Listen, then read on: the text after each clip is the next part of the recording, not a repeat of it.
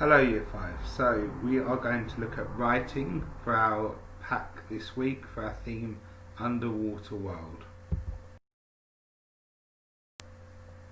So what is your task? Well, this week you will be presented with a picture and one line of a story.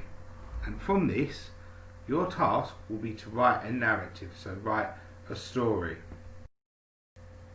But what makes a good story? Now, I'm sure we've all read books and stories that are brilliant, that grip us, and we've also probably read ones where we get about 10, 20 pages in and we're like, I don't really like this, it's not really gripping me, and we put it on the shelf never to be seen again. So what makes the story worth reading on? What makes it really strong?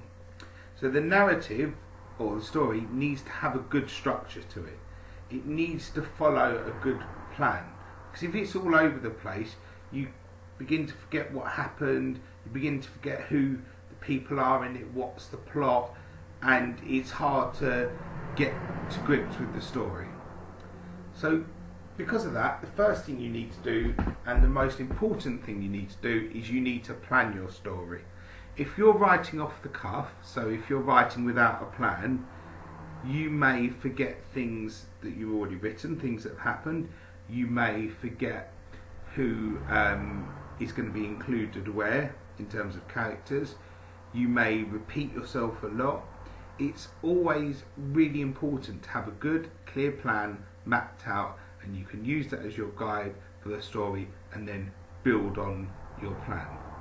Then you need to decide who's going to be your main characters, who are going to be the main characters and who are going to be other characters that feature in the story. How are you going to introduce the story? So how are you going to start your introduction? How are you going to begin to build up the story? Where and when is the narrative set? So when and where is your story set? Is it set in the modern day? Is it set in the 1800s, 1700s, before perhaps? And where is it set? Is it set in England? Is it set at sea? Is it set somewhere else in the world? Is it set outside the world? Who knows? And can you build up to the main event? So we don't suddenly start the story and then go straight into the main event. We gradually build up to it, and it creates that suspense, and as a reader you want to read on more and more because you're getting gripped to the story.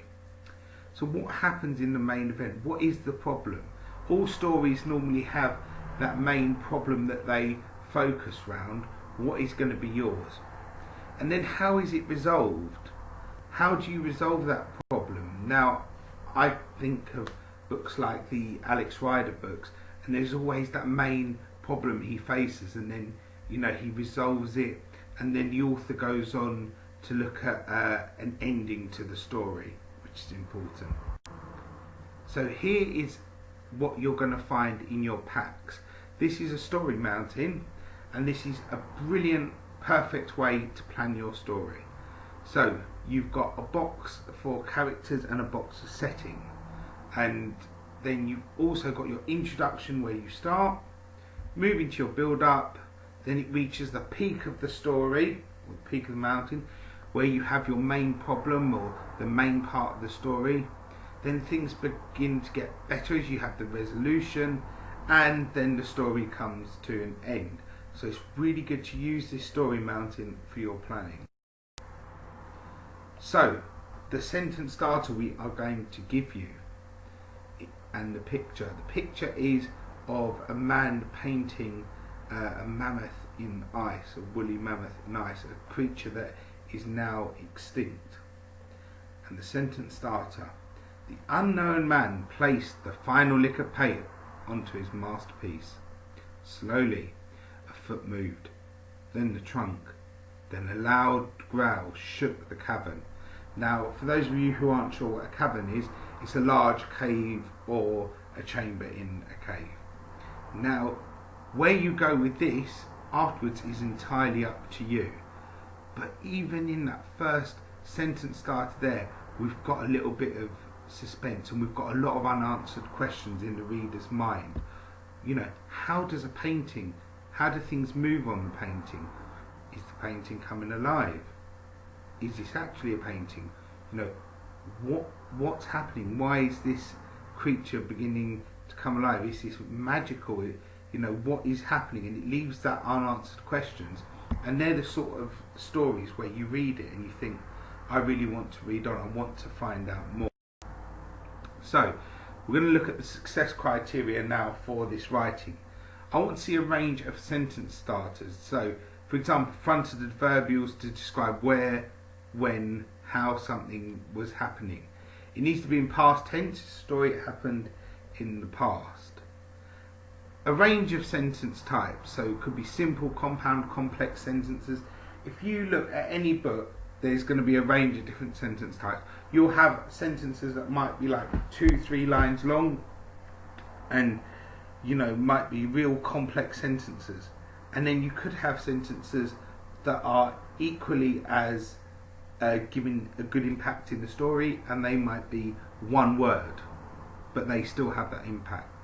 And it's using that range of different sentence lengths that we want to see, and different sentence types. Using powerful vocabulary. Now, you can always up-level your work. Use things like Google, use thesauruses, dictionaries if you want. Use whatever you can to search for that better vocabulary and use that powerful vocabulary. Try not to repeat the same word. Can you find another word that means the same thing as the word you're thinking of, just to give that story and narrative an extra bit of spark to it? Then paragraphs to structure the story. This is crucial. Your story needs paragraphs. It cannot just be one block of writing.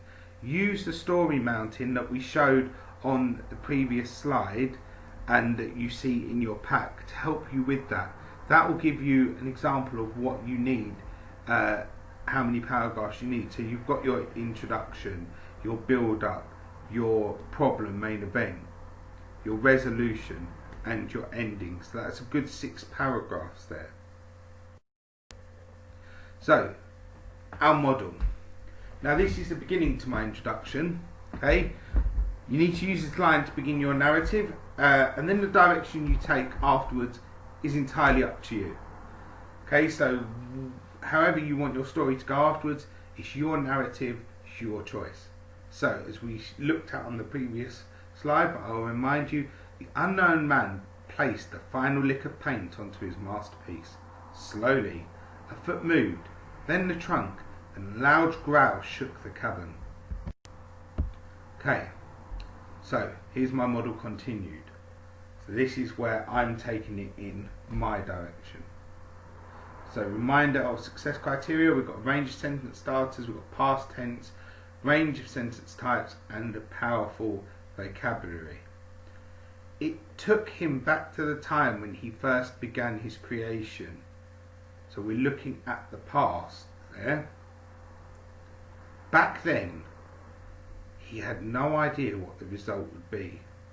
Day by day, the dedicated craftsman trudged down the shore, carrying all of his belongings on his back, and began to delicately bring the cavern to life.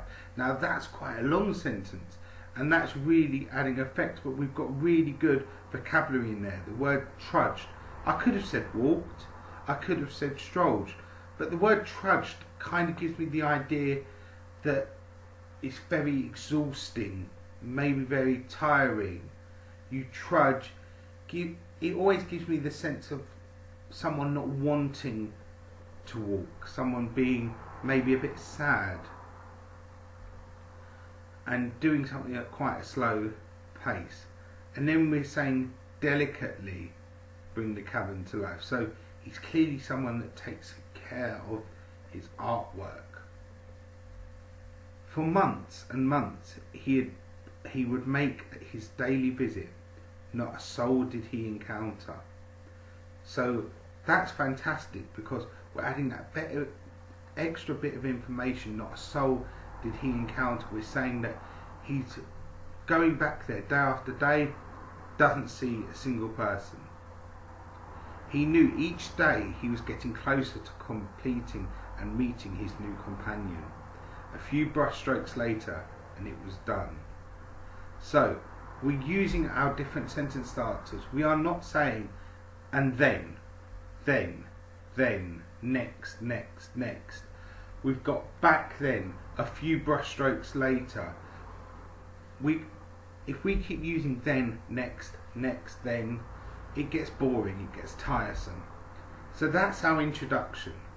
Then we're moving on to the build-up. Now, the only reason I have these titled is so that you can see what part of the story it is, but in your story you do need to put introduction, build-up, etc. So, I've only done a short bit of the build-up and then leave the rest up to you. So the majestic creature. Now that's a brilliant bit of vocabulary. I could have just said the creature, the nice creature, the big creature, the majestic creature. So intricately designed. Now intricately, again, it's telling me that it's really delicately, well, carefully designed. And it's that vocabulary that's real wow words almost. Began to feel its purpose. Limb by limb, tusk by tusk, it shook free of the cave wall and began to exist in the real world. Now, what's so clever about this is if I was looking at it in a sense of George Spicer reads and the way we unpick the text, I could think, well, is the animal actually coming to life? You know, because you see in a lot of stories where, you know, an inanimate object or a painting might come to life. So is the animal coming to life? Or is it such an amazing painting and maybe a 3D style painting that it's beginning to look like it's coming to life and move around the room? So that shows what a strong bit of writing this is, because I'm able to make these inferences like I would, for example, in George Spicer Reads. I hope this helps with your writing. I'm really looking forward to seeing what wonderful narratives you come up with.